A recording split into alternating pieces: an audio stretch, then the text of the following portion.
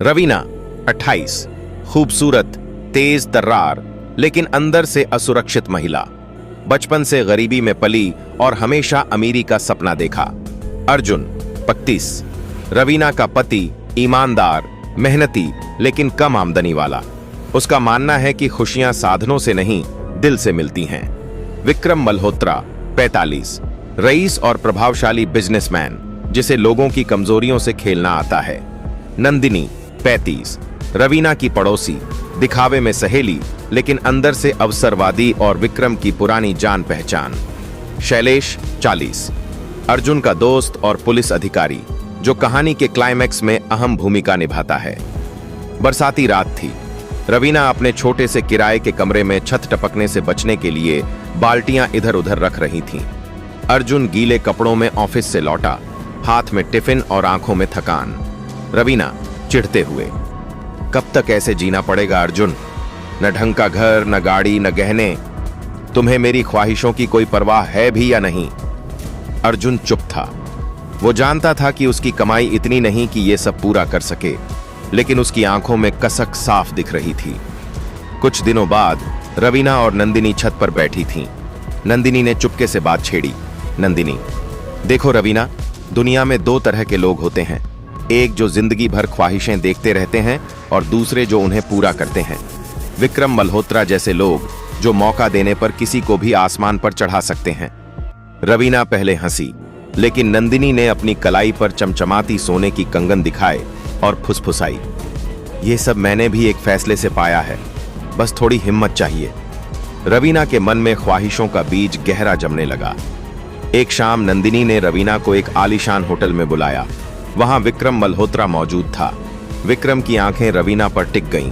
उसने औपचारिक मुस्कान दी, लेकिन उसके लहजे में अधिकार था। आप बहुत खूबसूरत हैं मिसेज अर्जुन, है ना? कभी मेरे बंगले पर आइए, बातें करेंगे। रवीना का दिल जोर से धड़क रहा था। यह पहली बार था जब किसी ने उसे इतने गौर से देखा था, जैसे वो कोई अनमोल चीज हो। कुछ दिन बाद रवीना विक्रम के बंगले पहुंची। वहां सिर्फ वो और विक्रम थे। विक्रम ने सीधा कहा, तुम्हें जो चाहिए मैं दे सकता हूं, गहने, कार, फ्लैट। बदले में बस तुम्हें मेरे साथ रहना होगा। रवीना का दिल दुविधा में था। एक तरफ अर्जुन का भरोसा, दूसरी तरफ उसके सपनों की जिंदगी। उसने चुपचाप सिर झुका लिया और सौदा तय हो गया। कुछ ही महीनों में रवीना की जिंदगी बदल गई। गली के बच्चे अब उसे मैडम कहने लगे।